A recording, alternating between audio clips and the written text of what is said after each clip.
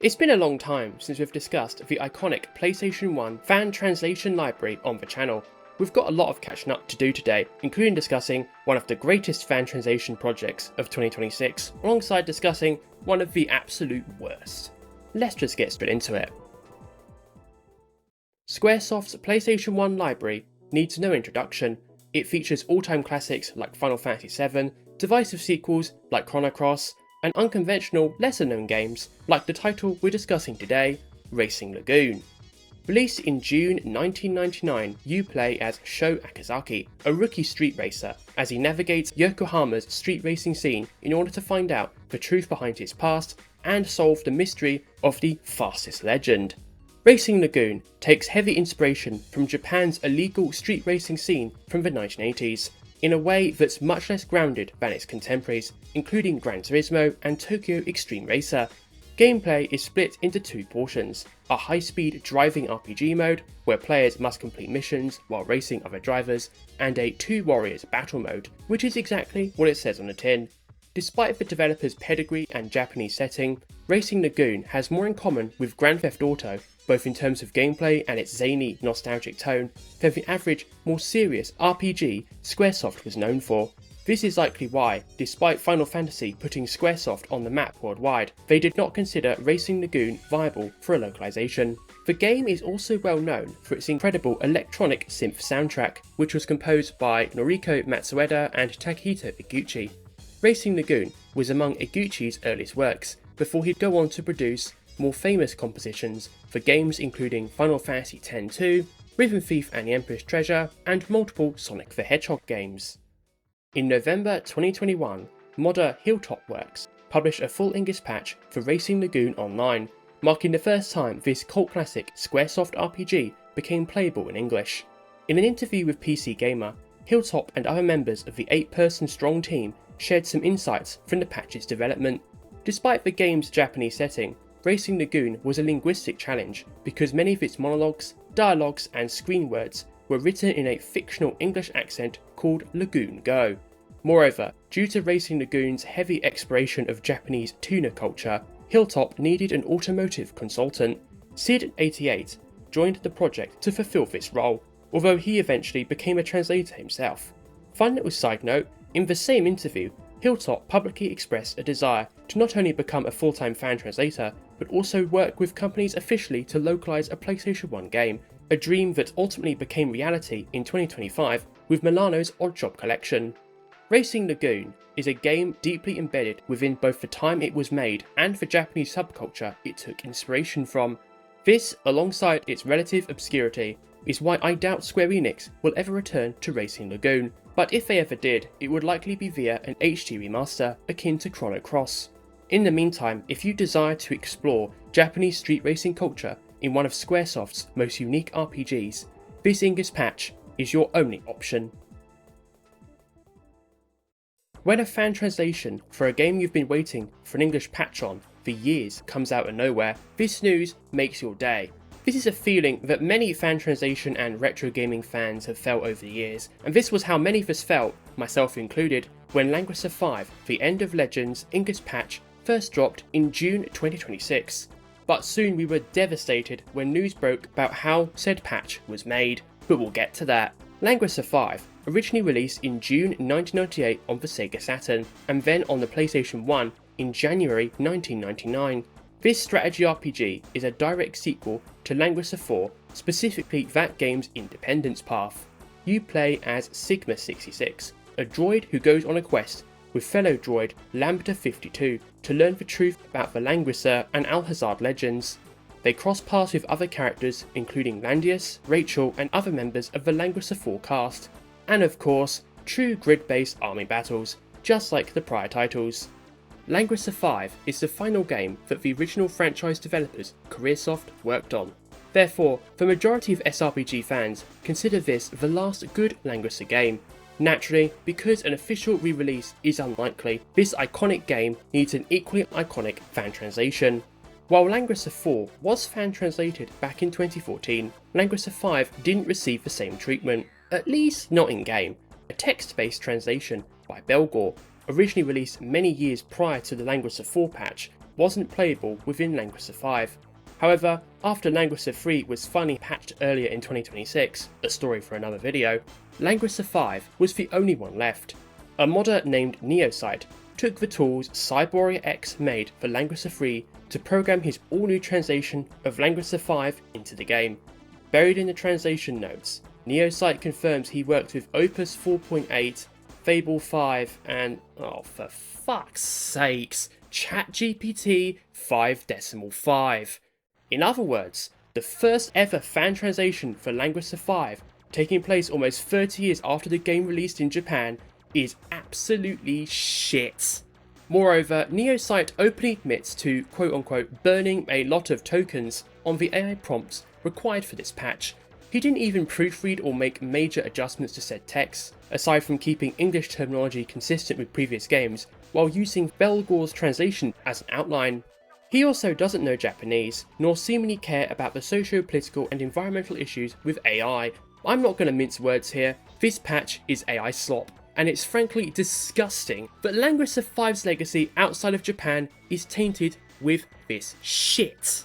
Fans immediately condemned Neosite for making this patch, both directly and indirectly across social media, forums and gaming websites. Langrisser V's patch is the second major AI slop patch controversy in 2026, following the Sega Gaga patch back in February. However, to the Sega Gaga's team's credit, they at least proofread their patch before releasing it. Neosite didn't even do that, therefore his patch is actually worse! The backlash also extended towards sites hosting the patch, with one repository, romhack.ing, disabling downloads for all machine translated patches due to the backlash they received for hosting Langrisser V, which they wholeheartedly deserved. While there is a valid discussion to be had about how AI can potentially support the technical aspects of video game and fan translation development, Neosite's approach is a textbook case of exactly what not to do. AI fan translation slop is an insult to everyone involved, whether it's the English readers, the original Japanese developers, the current IP holders, and the self-respect and credibility of the AI slop developers themselves. Excluding the various external, political and environmental issues of AI, you're getting a worse experience if you experience Langrisser V for the first time using this patch. Even using Belgore's guide while reading the Japanese ROM would be better than this, which is what many Langrisser enthusiasts have done for years prior. And when you've got people recommending you read an older translation guide over a much newer patch, it's safe to say you've produced absolute shit. Anyway, while you can experience Langrisser V in English for the first time right now, I highly recommend that you do not. Given that Neosite's tools are public online, I'm confident fans will eventually return to Langrisser V and retranslate the game from scratch, and potentially use Neosite's tools to hack their human translation into the game. Until then, Belgore's translation guide remains your only option for experiencing Langrisser V. Now that Konami is reviving the Suikoden series, every title in this iconic JRPG franchise gets more attention nowadays, even those that are not JRPGs. Introducing Genso Suikogaiden, a duology of episodic visual novels released exclusively in Japan for the PlayStation 1 at the turn of the millennium. Genso Suikogaiden Volume 1, Swordsman of Harmonia, takes place during Suikoden II. You play as Nash Latke, an agent of Holy Harmonia's Southern Border Defense Force. Nash must obtain information to either verify or disprove a rumour concerning the appearance of one of the 27 true runes in the Jouston city-states. He soon encounters Sierra McKine, a female vampire, who later joins him on its journey. The events of this volume outline how both Latke and Sierra get involved in the Doonan Unification Wars. Volume 2, Duel at Crystal Valley, takes place after Suikoden II. You return to the role of Nash Latke, who seeks to return to the holy city of Harmonia. Nash's journey takes much longer than expected, thanks to multiple diversions. One of these is his trip through the Grasslands, a vast area that becomes important in Suikoden III due to the presence of a village celebrating the legend of a flame champion. This effectively makes Duel at Crystal Valley a prequel to Suikoden III as well, and yes, Nash does return in Suikoden III. While Konami never localised the Genso Suikogaiden duology, full English patches do exist. The Suikogaiden Translation Project team published full English patches for both volumes in 2013. They originally planned to only translate Volume 1, with promises to translate Volume 2 if Volume 1 was a success, which it was. Even though Konami has revived Suikoden 1 and 2 and will likely get around to remastering the other PlayStation 2 Suikoden games eventually, it's very unlikely they will return to the Genso Suikogaiden series. Konami has never cared for localizing their visual novels in general, whether it's Hideo Kojima's Police Noughts or the entire Tokimeki Memorial series. The sole exception in recent years are the 2026 remasters for 2 Prince of Tennis Otome games. Therefore, if you're a Suikoden fan, you must play these patches to experience a little extra world building in this iconic franchise. Imagine if Sony's forgotten PopoRogue met the mechanics of dungeon RPGs. Well, you don't have to, because that game already exists. In 1998, Sony published PopoRogue, a direct sequel to the original PopoRogue on the PlayStation 1.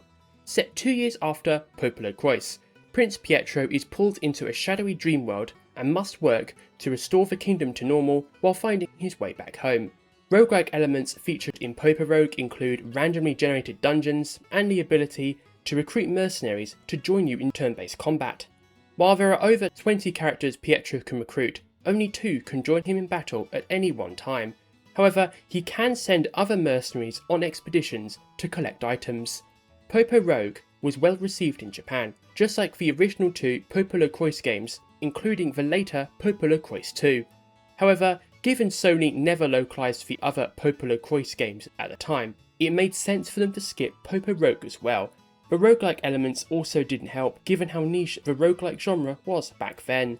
In September 2025, fan translators Lost Okina and Aquagon published a full English patch for PopoRogue. This patch follows on from prior releases for the PopoRogue Story PlayStation 1 games. The original versions of the games Age Tech later officially localized on the PSP a decade later. Alongside a full text and image translation for the game, the patch team added an ability for players to collect some of these hidden souvenirs. These souvenirs originally released via demo discs and Pocket Station minigames and were not meant to be easily accessible to players. But they are now! By talking to various NPCs throughout the world, you'll be able to unlock these souvenirs, which is a very nice touch.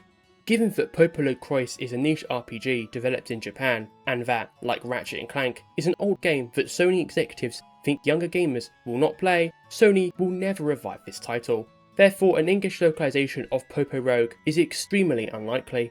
If you're a fan of PopoRogue or RPGs with roguelike elements, you may wish to check out PopoRogue. The Kowloon walled city was one of the most infamous settlements in world history. A Chinese enclave within the heart of former British Hong Kong, the walled city was famous as one of the most densely populated places on Earth. It was a hotbed for gang crime due to being so difficult to govern, therefore both governments in Hong Kong and Beijing wanted the city gone. But the walled city was also known for being a tight-knit community and embodying Hong Kong's community spirit and resilience in ways that don't manifest today. This city's entire existence is genuinely fascinating, and although the governments ultimately got their way in the 1990s, the walled city remains a key symbol of Hong Kong's identity. Creatives around the world continue drawing inspiration from it for their own works today. These include the creatives behind Kowloon's Gate, one of the most famous PlayStation 1 adventure games. Kowloon's Gate is set in an alternative timeline, where the Kowloon walled city suddenly appears just before the handover could occur in 1997. The walled city returns from the world of Yin into the living world of Yang. You play as a super Feng Shi practitioner who must explore the walled city to find the 4 symbols to restore order.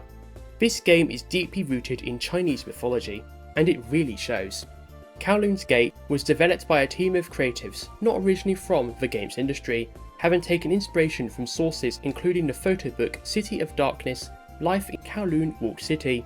Originally planned for release in late 1994, Kowloon's Gate soon entered a protracted development cycle for over 3 years. Ironically, by the time Kowloon's Gate finally released in Japan on February 28, 1997, it was 4 months before the in-game story started and 5 months before the British returned Hong Kong to China in the real world. Kowloon's Gate initially sold poorly, with total sales reported as 135,000 units. Yet over time, the game gained a cult following worldwide, but especially in Japan thanks to the internet. The game topped Famitsu's 2009 reader poll on what games fans most wanted a sequel for with 159 votes. The original creators remade Kowloon's Gate in Second Life to celebrate the game's 10th anniversary in 2007. Moreover, Sony themselves released Kowloon's Gate on the PlayStation Network in April 2010 in Japan. Kowloon's Gate is a game fans worldwide have wanted to play in English for years, and as of June 2026, it's finally possible. Following a short tease on YouTube, modder Hilltop Works, in collaboration with 12 other modders, including veterans Cardigan and Espinite, published a full English patch for Kowloon's Gate Online. This patch was a massive undertaking, both technically and linguistically. For one, the project took 5 years from origin to completion thanks to the need to understand the various technical quirks that makes up Kowloon's Gate's code, including text box imitation of 3000 across all 4 discs, and of course fixing the many bugs this ensues. Wes Fenlon interviewed Hilltop and other members of the team as part of his Read Only Memos newsletter. I highly encourage you to read the full interview for the technical side, because instead I want to talk about one specific thing here: how they translated, or in some ways did not translate, the multitude of Japanese, British, Cantonese and Vietnamese linguistic and cultural references.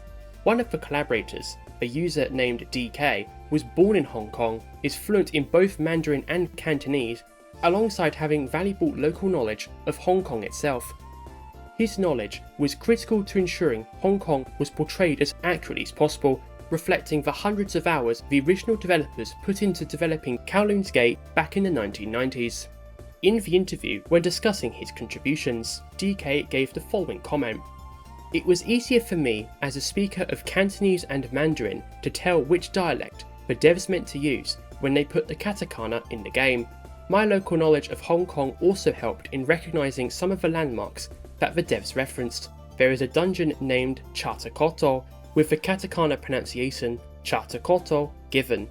A direct translation would have been Charter Court, but I recognised Chata as the name of an actual park in Hong Kong, and realised it should be named Chatter Court because it was named after a British colonial officer.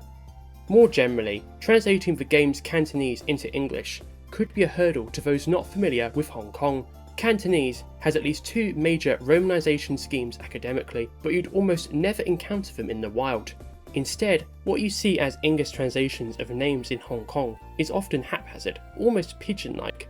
Cardigan really wanted to make sure we portrayed this part of Hong Kong authentically." The second thing I want to mention relates to the Vietnamese speakers in the game, although no Vietnamese text ever actually appeared in Kowloon's Gate.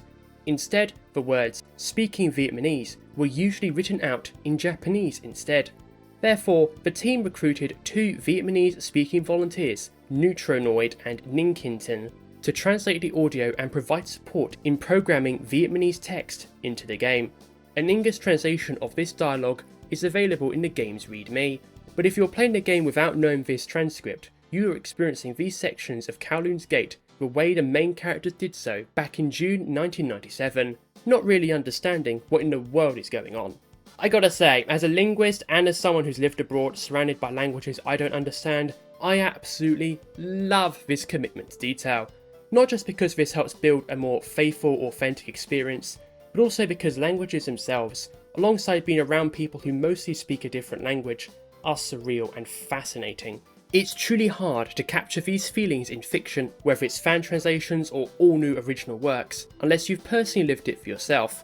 This is why Kowloon's Gate is easily one of the best fan translations of the 2020s, one of, if not the absolute best fan translation release of 2026, and in an era of AI slop fan translations, is one we should celebrate wholeheartedly. Kowloon's Gate itself will likely never get an official English release, although Sony may decide to release the game for Japanese PlayStation Plus owners on the PlayStation 5 in the future. However, the official prequel did see an official release. In October 2017, Jetman published a PlayStation VR title, Kowloon's Gate VR Suzuku, a prequel to the original Kowloon's Gate, before porting this title to the Oculus Go in October 2018. Most recently, this prequel title was released on the Nintendo Switch, sacrificing the VR content with a physical release. Therefore, if you want to stumble around the walls of the Kowloon walled city without stumbling through a language barrier too, well, unless you speak Vietnamese as well, you'll have to play this iconic fan translation patch.